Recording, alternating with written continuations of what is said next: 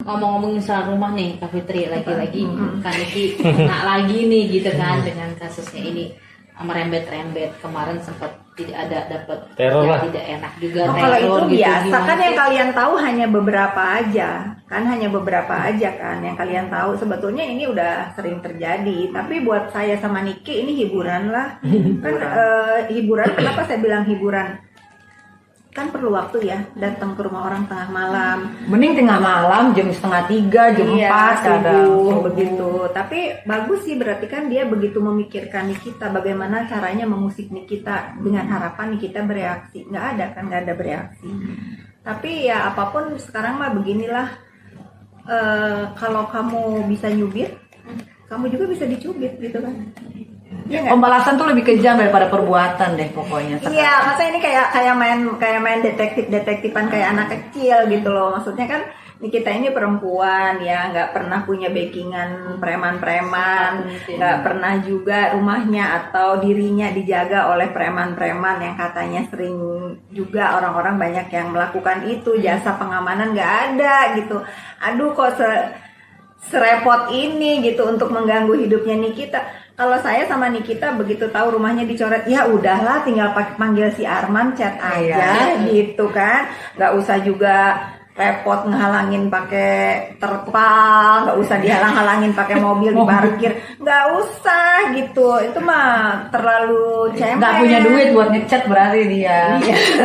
Kalau duit aku kan banyak. Lagian rumahku mau dihancurin kayak mau diapain, rumah itu asuransi. Jadi kalau hancur asuransi akan ganti gitu. Jadi aku nggak pusing. Tapi kan ini ketika vandalisme kan vandalisme itu vandalisme. terjadi, kamu ada di mana? Di rumah lagi tidur.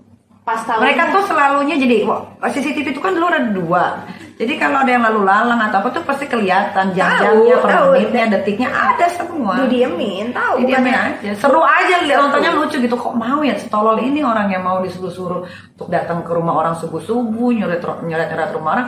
Niki mah gak marah sama sekali, malah lucu. Kadang-kadang Niki puter gitu, gila ini orang gitu, Berani mau gitu aja ya. gitu. Kalau berani mah ya gak pasti lah punya keberanian, kurang kerjaannya itu gitu.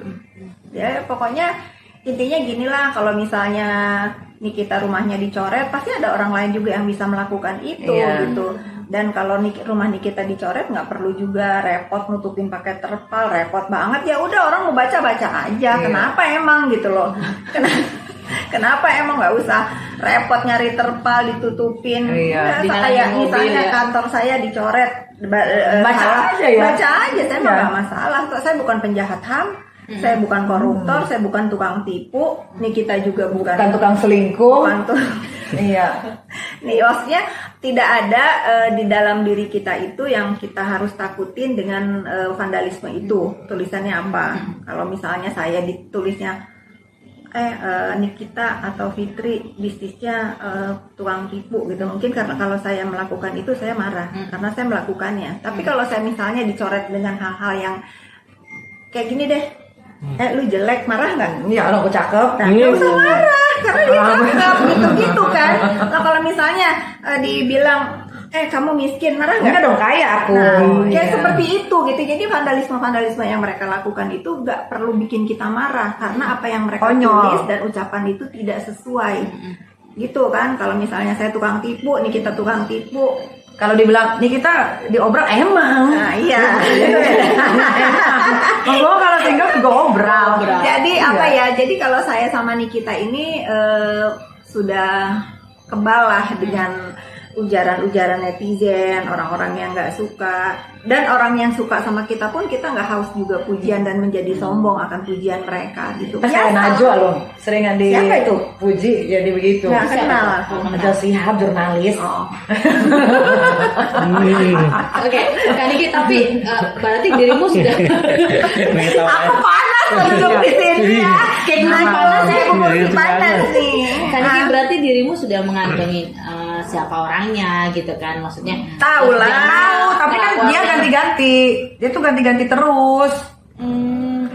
Nanti kita sama-sama tahu lah gitu. Siapa pelakunya aja. Tahu, yang menyuruhnya juga pelakunya ya itu aja. Ya pokoknya ginilah. kalau orang punya kaki tangan untuk melakukan hal-hal yang tidak disukai oleh kita dan membuat mereka itu puas, itu salah.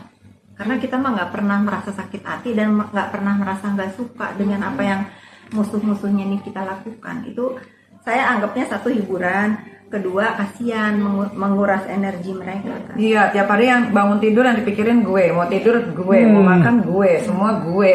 Dan Kak Niki tahu, yakin itu orangnya itu lagi. Itu lagi. Yang Karena saat ini pernah ada yang berseteru sama kamu. sebetulnya ada yang pernah ketangkap tangan gitu. Cuman kan dibiarin aja Cuman karena kan biarin. dia kan dibayar kan lumayan lah dikasih uang rokok kali ya.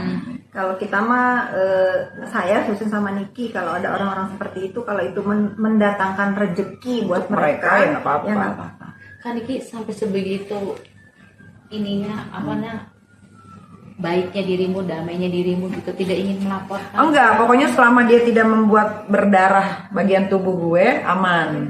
Dan anak-anak ya. Iya, tapi kalau dia udah membuat darah bagian tubuh gue, beda cerita itu. Kalau cuma jail-jail begitu doang, gue lebih usil lagi orangnya.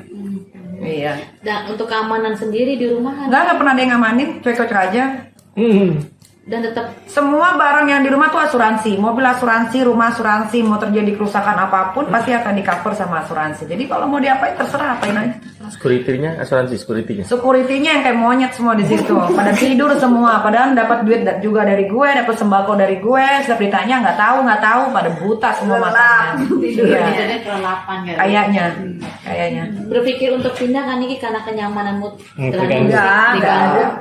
Kalau Itu- pindah rumah itu nih kita harus ini dari saya ya. Ini kan Saran dari memacu dia juga untuk lebih giat bekerja. Kalau harus pindah rumah itu saya kepengen dia punya rumah yang lebih gede aja. Pasti. Kalau merasa terganggu mah ngapain orang rumah-rumah Niki Itu rumah soalnya belinya dari tanah kosong, jadi perjuangan banyak story di situ. banyak cerita. Ya kan, dari nggak punya uang.